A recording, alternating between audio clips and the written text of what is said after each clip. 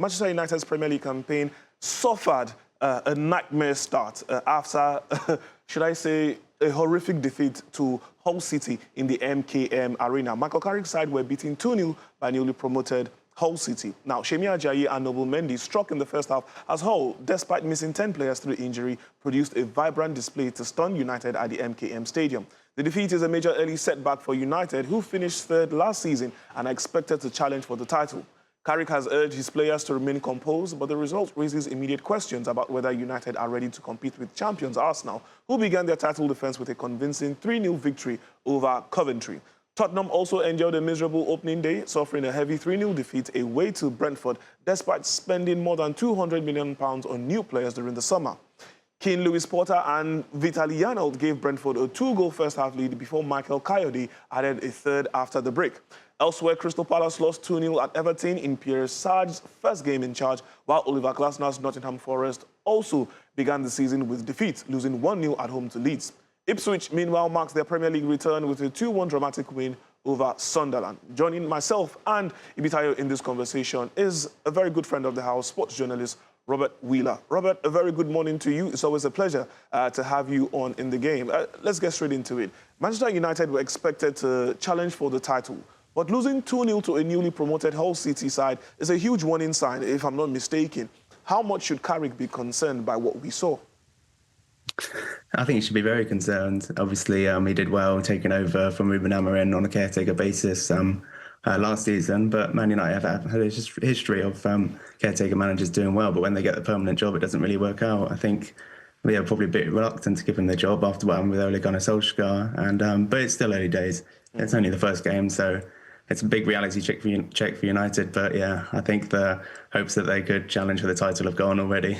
Okay, but Robbert, in terms of comparing managers now, because you just mentioned Solskjaer, Carrick has chosen calmness rather than publicly criticising his players after the defeat. Is that the right leadership approach at this stage, or does United's performance require a much stronger reaction? Yeah, I think Michael Carrick would be a calming presence, and yeah, I think it's smart to do that rather than, because he doesn't want to lose the dressing room this early on. I mean, it's a Hull City side who confidence can be high. They've just been promoted. They're playing at home, so yeah, I think it's smart that Michael Carrick to keep the players on side and not lose the dressing room. Okay, Ibitayo, Tottenham spent more than £200 million, but were comfortably beaten 3-0 by Brentford. Does this defeat expose weaknesses in their recruitment and rebuilding strategy, or should De Zerbi simply be given time to integrate, the new players into the team? It's basically a new Spurs. I mean, time will be given.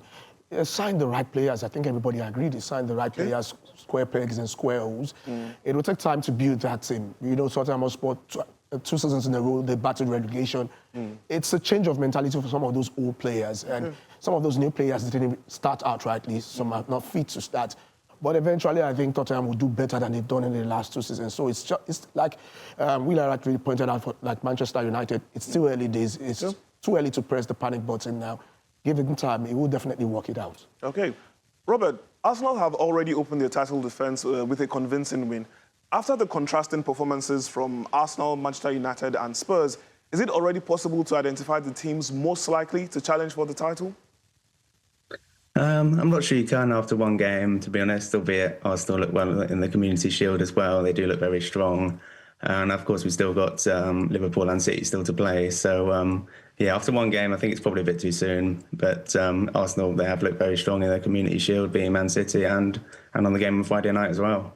Yeah. Okay, I know you've said that we shouldn't read too much into the opening day results, but several new managers, including Pierre Sarge, Oliver Glasner and Gary O'Neill, experienced very different opening days. But how much importance should we attach to the first weekend, and which of these managers has the biggest job ahead of them? I guess probably the newly promoted one. I guess maybe Gary O'Neill, but he has managed in the Premier League before at Wolves and Bournemouth, where he did a good job. And he at Strasbourg, he's got, I think Ipswich made some shrewd signings. But yeah, I think all. Yes, Iraola, he's got a big job at Liverpool, Xabi Alonso at Chelsea. I guess all these managers have pointed to prove some of Premier League experience, but maybe not as at big clubs like that. So they've all got a big task, I guess. But yeah, they're fighting for different stuff, competing for Europe or relegation battle. Okay. We would continue to assess the managers as the season progresses. Let's quickly take a look at the fixtures today before we let you go, Robert. Brighton taking on Aston Villa, Manchester City taking on AFC Bournemouth, Newcastle United versus Liverpool. We know that is going to be the major talking point. Would you want to give scoreline predictions for the 3 games, Robert? Yep. So I think Villa, they've lost some good players, haven't they? Morgan Rogers, Yuri Tielemans. They're playing a Brighton side who they drew 0-0 with Tromsø earlier in the week, the trip to Norway. But I think with home advantage, just expect Brighton to win that one. Then City against Bournemouth. Be interesting to see how City need to respond, of course, after losing the Community Shield, but playing the Bournemouth side who've got a new manager. But I expect a Man City win in that one. Probably 2-0. And then Newcastle-Liverpool, that's quite a mouth-watering tie, but Newcastle have sold a lot of their players, like Tonali and Guimaraes, and with the Alexander Isak going back to face his former club, I expect a Liverpool win in that one, maybe 2-1. Okay, all right. Then you heard the scoreline predictions right there from Robbert Wheeler. So put your money where your mouth is. Robert, it's always a pleasure to have you on the show. We hope to have you on subsequent editions where we can continue to unravel the mystery of the English Premier League. Do enjoy the rest of your day.